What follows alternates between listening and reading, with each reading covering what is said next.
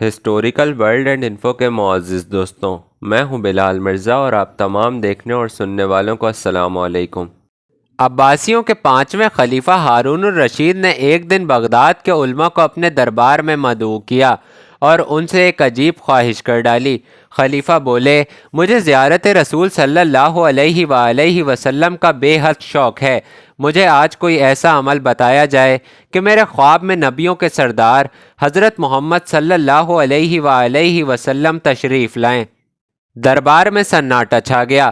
سب علماء سر جوڑ کر بیٹھ گئے کہ خلیفہ کو کون سا ایسا عمل بتایا جائے کہ ان کے خواب میں نبی آخر الزماں حضرت محمد صلی اللہ علیہ وآلہ وسلم تشریف لائیں۔ کسی عالم کی یہ ہمت نہ تھی کہ وہ خلیفہ وقت کو یہ کہہ دے کہ ہمارے پاس ایسا کوئی نسخہ نہیں۔ خیر ہمت کر کے ایک بڑا عالم یوں بولا، اعلیٰ جاہ، ہمیں ایک دن کی مہلت دی جائے تاکہ ہم اپنی دینی کتابوں میں کوئی ایسا نسخہ ڈھونڈ سکیں کہ جناب کو حضور اکرم صلی اللہ علیہ وآلہ وسلم کی خواب میں زیارت ہو جائے۔ خلیفہ نے انہیں ایک دن کا وقت دے دیا اور ساتھ ہی یہ حکم نامہ بھی جاری کر دیا کہ اگر یہ علماء نسخہ تلاش کرنے میں ناکام رہیں تو ان سب کو ملک بدر کر دیا جائے گا۔ اگلے دن پھر شاہی دربار سجایا گیا۔ تمام علماء حاضر ہوئے۔ خلیفہ کے پوچھنے پر ایک عالم نے ہاتھ جوڑتے ہوئے عرض کی، عالی جاہ، اس شہر میں صرف ایک ہی شخص ہے جو ایسے معاملات کو حل کر سکتا ہے، اور وہ ہے بھی آپ کا دور کا رشتہ دار۔ خلیفہ ہارون کہنے لگا، کہیں تم بہلول دیوانے کی بات تو نہیں کر رہے؟ جی حضور والا، ایک وہی ہے جو ہر طرح کے معاملے کو سلجھا دیتا ہے، کیونکہ آپ کے سوال کا جواب ہمیں کسی کتاب سے نہیں ملا۔ ٹھیک ہے، بہلول دیوانے کو حاضر کیا جائے، لیکن یاد رکھنا کہ اگر اس نے بھی اس سوال کا جواب نہ دیا تو تم سب کو اس ملک سے نکال دیا جائے گا۔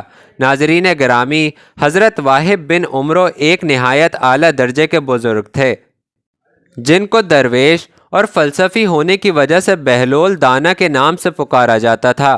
ان کا کوئی خاص ٹھکانہ نہ تھا۔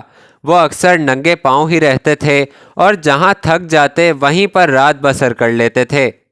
آپ حضرت امام جعفر صادق کے خاص شاگردوں میں سے تھے۔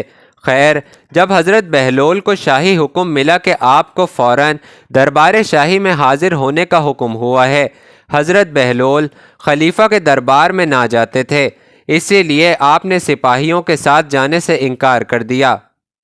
ایک عالم نے سپاہیوں کے ساتھ ان کی منت سماجت کی کہ اگر آپ آج دربار میں نہ گئے تو اس سارے شہر کے علماء کو جلا وطن کر دیا جائے گا۔ آپ محل کی طرف چل پڑے۔ جب آپ دربار میں پہنچے تو آپ کو بتایا گیا کہ خلیفہ کو ایک ایسا نسخہ چاہیے کہ جس کے بعد اسے پیارے پیغمبر صلی اللہ علیہ وآلہ وسلم کی خواب میں زیارت ہو جائے۔ آپ نے خلیفہ کی طرف دیکھا اور فرمانے لگے، بے شک میں خلیفہ صاحب کو زیارت کا نسخہ سمجھا دوں گا، لیکن اس کے لیے 2 دن کا وقت درکار ہوگا، لیکن شرط یہ ہے عالی جاں آپ کو ویسا ہی کرنا ہوگا جیسا میں کہوں گا۔ خلیفہ چونکہ چاہتا تھا کہ سب علماء کا بہلول پر جو بھرم ہے وہ ٹوٹ جائے، اور اگر بہلول سچا ہوا تو مجھے سچ میں 2 دن بعد نسخہ مل جائے گا، اس لیے اس نے حضرت بہلول دانا کی شرط مان لی کہ جیسے وہ کہیں گے خلیفہ 2 دن بس وہی کریں گے۔ حضرت بہلول خلیفہ ہارون سے فرمانے لگے کہ کل رات کا کھانا آپ نے میری طرف کھانا ہے، میری طرف سے آپ کی دعوت ہے، اور کرنا یہ ہے کہ ابھی سے لے کر کل رات تک آپ نے پانی نہیں پینا ہے۔ خلیفہ نے وعدہ کر لیا کہ ٹھیک ہے، ایسا ہی ہوگا۔ چنانچہ خلیفہ صاحب ساری رات پیاسے رہے اور اگلی شام بہلول کی جھونپڑی پر پہنچ گئے۔ خلیفہ کو بہت پیاس لگی تھی اور سوچ رہے تھے کہ ان کی خاطر مدارت کسی اچھے مشروب سے کی جائے گی، لیکن حضرت بہلول نے مختلف پکوان ان کے سامنے پیش کیے اور کہا کہ یہ کھائیں اور واپس چلے جائیں۔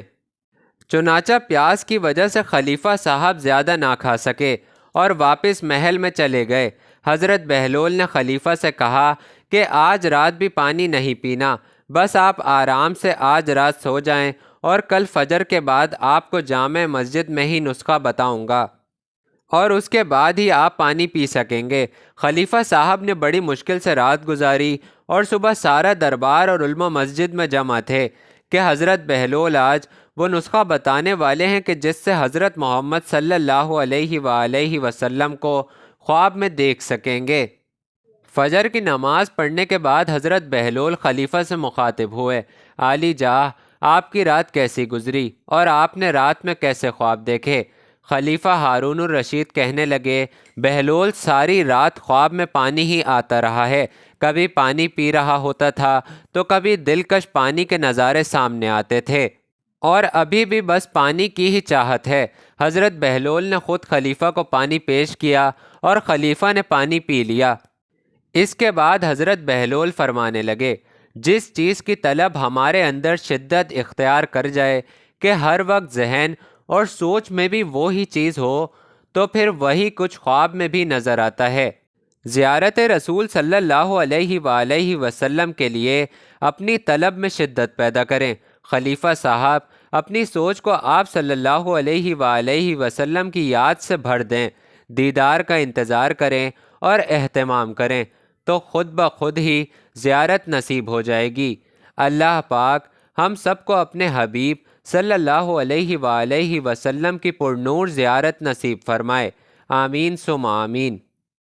دوستوں، اگر آپ کو میری ویڈیو پسند آئی ہے تو میرے چینل کو سبسکرائب کریں، میری ویڈیو کو لائک کریں اور اسے اپنے فیملی اور فرینڈز کے ساتھ ضرور شیئر کریں۔